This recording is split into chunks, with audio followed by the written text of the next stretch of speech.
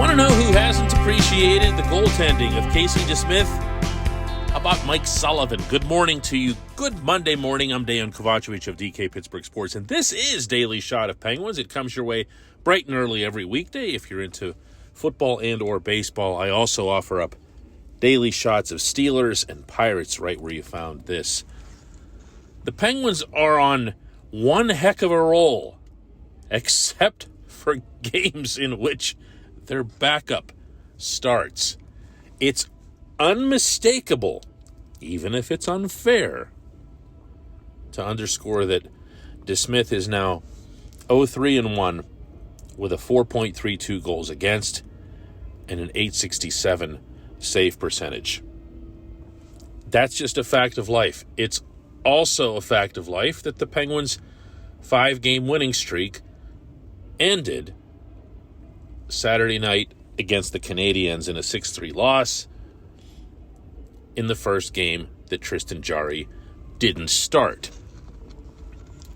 Again, unfair, because you can go through all of the Montreal goals, 2 of which were empty netters, by the way, and justify each. Well, this one, really good shot, good hockey goal, breakdown by the defense, whatever. But you're allowed to make saves. You're allowed to make saves. This was Sullivan's evaluation of DeSmith after the game. As far as Casey was concerned, I thought he was solid. The goals that they got were good goals. They would have been real good saves if he were to make any of them. And so, I thought he was, he made the saves he was supposed to make. I don't think there was a letdown. I just, it was unfortunate that, they score right after our power play gets the goal to tie it up. You'd like to think you could build on that and create some momentum off of it. So to give up that one as quickly as we did was a little bit discouraging. Yeah, not exactly ringing, huh? He made the saves he was supposed to make. And they would have been really good saves had he stopped. Well, yeah. But you're in the National Hockey League. You're playing at that level because you're supposed to make really good saves. You're supposed to steal a few. When Jonathan Drouin comes in on a breakaway, sure, Drouin's got great hands. He's always had them going back to his Tampa days. He's got other issues in terms of effort and consistency, but he's always been able to score goals. So he was going to have something of a leg up here. But make a save, Stop the shot. A little backhand tuck. There were other possibilities. There were other ways in which DeSmith could have made an impact. But he didn't. And he hasn't. And if Sullivan's assessment sounded familiar at all, it's because it's been the same one since the beginning of training camp. This portion of Daily Shot of Penguins is brought to you by the good people at the Greater Pittsburgh Community Food Bank, where their mission is to help those in need across Western Pennsylvania. And they, in turn, need your help. Visit pittsburghfoodbank.org to find out how $1 is all it takes to provide 5 full meals for those in need. Again, that's pittsburghfoodbank.org. Spell all those words out. When you hear something like this, there can be a tendency to believe, he's putting it all on the goaltending. He's blaming the goaltender. No. There's a difference between assigning singular blame to the goaltender. I felt very comfortable doing that with Jarry in the playoffs because I thought the rest of the team was playing really, really well, and he was playing really, really poorly. That's not what this is.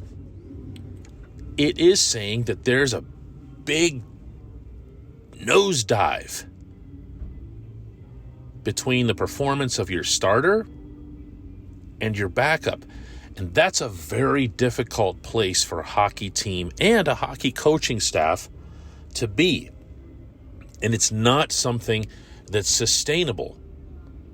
Look, the Penguins tonight begin a 4-game road trip, another one that's long distance. It's going to be grueling. It's going to be tiring. They're in Calgary playing the Flames, who are really, really good this year, as the Penguins saw themselves back a month ago at PPG Paints Arena.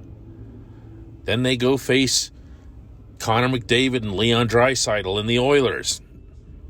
Then they go to Vancouver, where the Canucks, they're not any good, but they tend to get the benefit of those teams that get tired out through Alberta. You know, by the time they get to the Pacific Coast, it's like, really?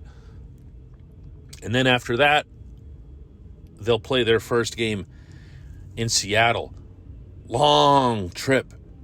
You can't have Jarry play all 4 games. Take that from someone who covered this last trip through Canada. By the time you get to Winnipeg, you got nothing left. You got nothing left. These guys don't have a whole lot in tank by the time they get there. And the original plan for Winnipeg, as Mike Sullivan told us when we got there, had been to use DeSmith against the Jets. They didn't. Why? Because Jarry was so hot. 3 shutouts in 5 games, all that other stuff. And he had to go with his guy. Why? Because they needed the win. They needed the points. So they went and they put him out there again. You can't keep doing that. I don't know what an answer is here for Ron Hextall. I do know that in the conversation that I had with him on that trip, they espouse to believe in both goaltenders. But you can believe right up until you don't. And at some point or other, DeSmith is going to have to take one of these opportunities, even if they come along rarely, even if it's not fair, even if the other team genuinely outplayed you, and steal one and show that you belong. Otherwise, it's time to start looking. It's time to start looking. When we come back, just one question.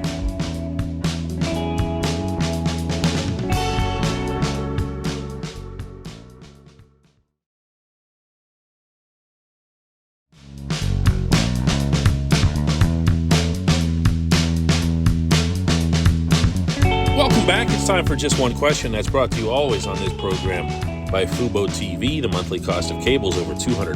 Fubo TV is $65 a month for all the same channels, including AT&T Sportsnet Pittsburgh. And for a limited time, you can get a 7-day free trial and 15% off your first month just for listening to this show. Go to FuboTV.com/DK to take advantage of this deal. Chelsea has today's J1Q, and she asks, doesn't the team just need to start scoring more goals? Well, yeah, that's actually kind of it. That Montreal game really underscored that. Jake Allen is nothing special as a goaltender. When we're talking about backups, he's been a career backup, forced into starting duty because of Carey Price's situation in Montreal.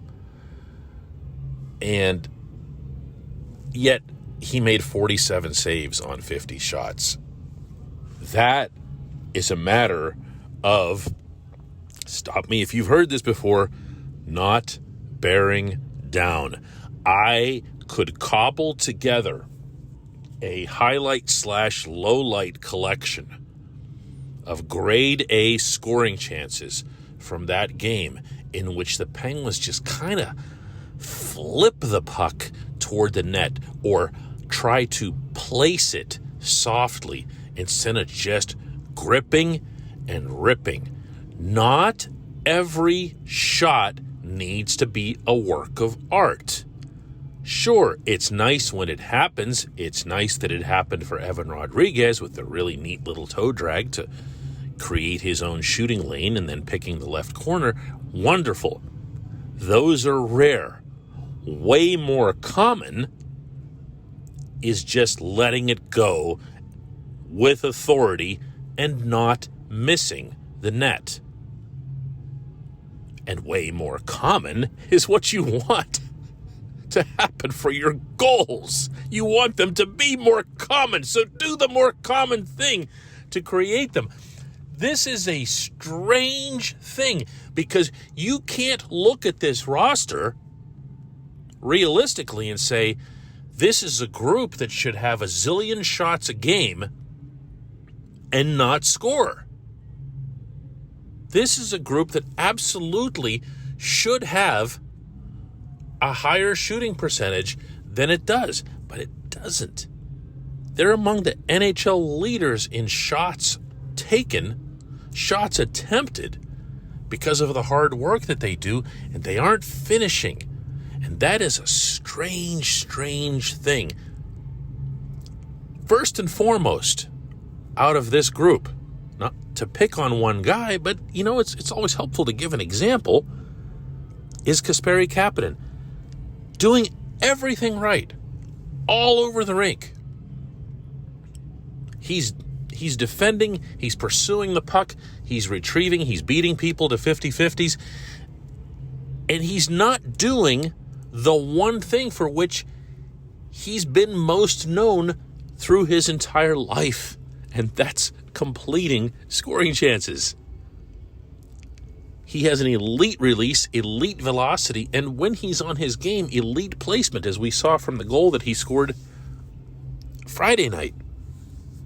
You've gotta find a way to take your scoring chances more seriously. You can't presume just because your team has a tendency to create a lot of chances that they'll always be there. You need to act like it's, you're down a goal or two and there's 5 minutes left and you've got to get that shot on net. You can't miss. That's what this team is lacking right now. And I don't have answers for that. I do remember that Phil Housley, when he was coaching the Sabres briefly a handful of years back, was really exasperated by this trait in his team, that he really emphasized it in practices.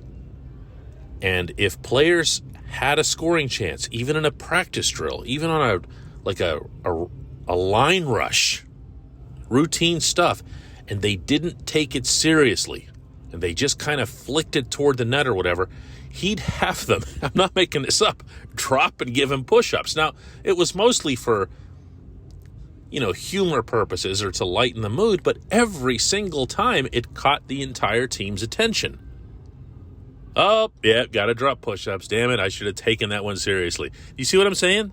I'm not advocating that push-ups will be the answer here, but the Penguins absolutely need to stress this component. They've got to finish. And in order to do that, they've got to bear down. I appreciate the question, Chelsea. I appreciate everybody listening to Daily Shot of Penguins. Let's do another one tomorrow.